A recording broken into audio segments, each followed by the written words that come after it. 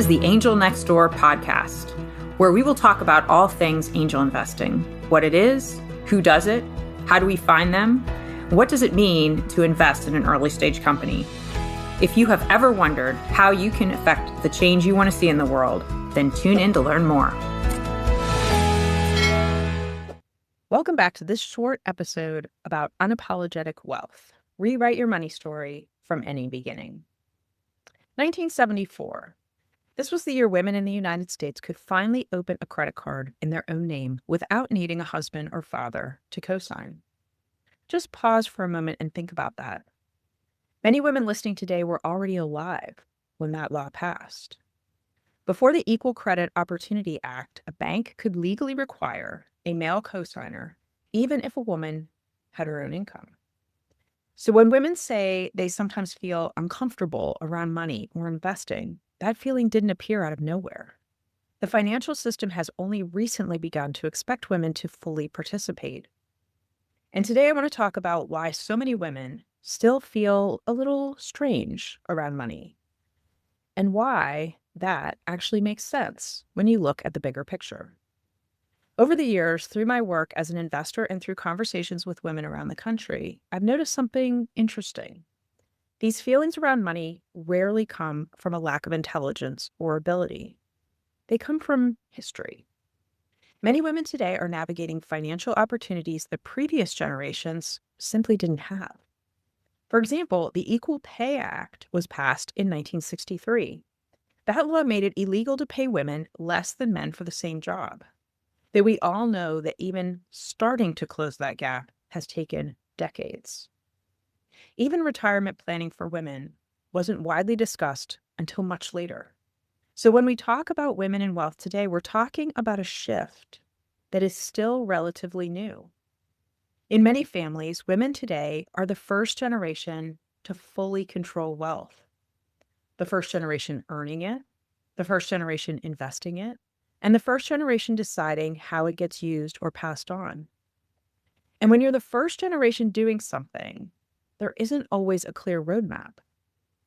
While the financial rules changed, the beliefs many women inherited did not change. Many women grew up hearing messages like, money's complicated, money is risky, money is something someone else handles. Wanting too much money might make you look greedy. Most of these messages weren't delivered harshly. Often they came from parents who were simply repeating what they themselves had learned. But those messages still shape how women think about money today. I see this often in conversations with incredibly accomplished women running companies, women leading organizations, women building successful careers. Yet when the topic turns to investing or building wealth, something shifts. They'll say things like, I'm probably not very good with money. I'm not really an investor. I'd rather just keep things safe. But underneath those comments, there's often a quiet pressure to play smaller than their potential. Another layer that shows up frequently is guilt. Women are often taught to be caretakers. They prioritize everyone else's needs first. They make sure everyone else around them is comfortable. So when money enters the conversation, many women subconsciously feel that resources should go outward before they go inward. Supporting others feels natural. Investing in their own future can feel uncomfortable. But when you zoom out and look at the bigger picture, something important becomes clear. Women influence about 70 to 80% of household financial decisions. Women are also expected to control about $30 trillion in wealth in the United States by 2030, as part of what economists call the Great Wealth Transfer. Yet women still represent a small percentage of angel investors, and companies founded solely by women receive less than 2% of the big venture capital funding. Those numbers tell us something important. The opportunity for women to influence the future of business, innovation, and communities is enormous, but participation still lags behind the opportunity. Another reality that often surprises people is that roughly 80% of women will manage their finances independently at some point in their lives. That can happen through career changes, divorce, or simply living longer than a partner. Women also live longer on average, which means many women will ultimately become the primary financial decision maker.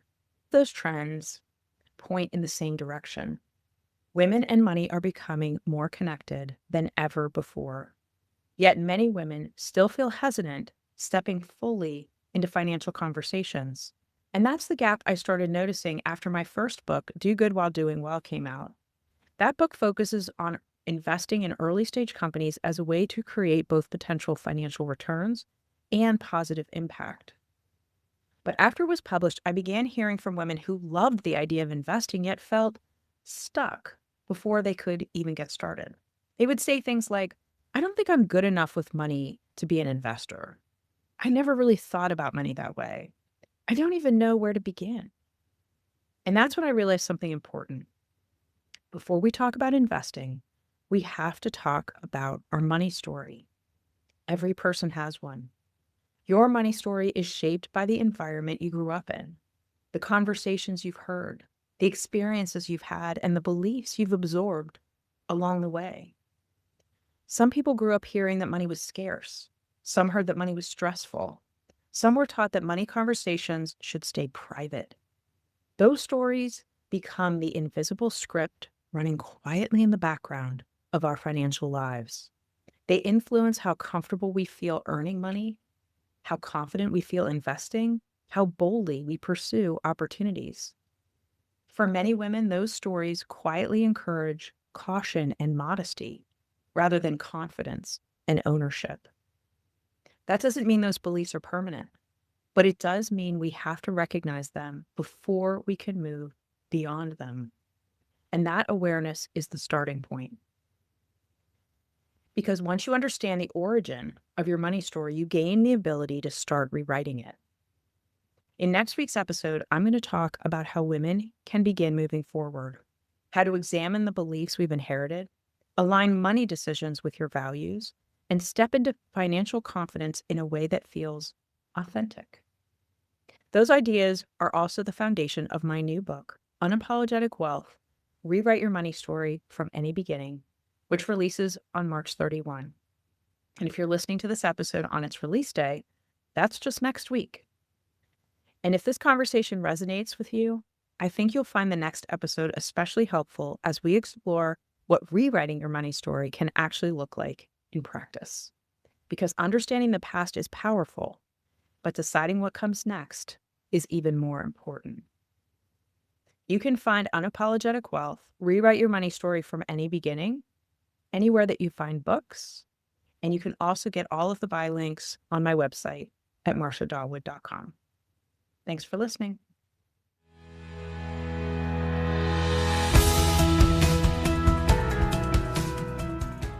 Thanks for listening. To connect with me, visit my website at marciadawood.com. And please subscribe, follow, and leave a review. It helps the podcast get seen by more people. And remember, you can also find the Angel Next Door podcast on YouTube too. And if you're looking to learn more about investing in the changes you want to see in the world, sign up for Ann and Bill Payne's ACA Angel University classes. Go to the angelcapitalassociation.org, all one word, to find out the schedule. And classes are now available on demand. Many classes are offered, everything from angel investing basics, which include fundamentals, risk, due diligence, term sheets, valuations, returns and portfolio strategy, and even a class on group formation. There's even a deeper dive where you can get advanced classes, including capitalization tables, startup boards, and exit strategies. If you're not already a member of the Angel Capital Association, you can become one for a low price that will give you unparalleled access to discounts, free webinars with a huge archive of content, networking opportunities, and much more. We'd love to have you join us. All content for this website is informational and not intended to serve as legal, tax, accounting, or investing advice. Well, Marcia, that's me, does serve on the SEC Small Business Capital Formation Advisory Committee. My views are my own and not the views of the SEC or my fellow colleagues on the committee. Our speakers and hosts are thoughtfully selected for their educational value, but their opinions are their own and do not necessarily represent the views of the host, me, or the Angel Capital Association. and neither specifically endorse the use of presenters' products or services. Listeners of the podcast should consult their own tax, investing, legal, or accounting advisors before making important financial decisions. All warranties, including accuracy, completeness, and suitability for specific purpose, are disclaimed.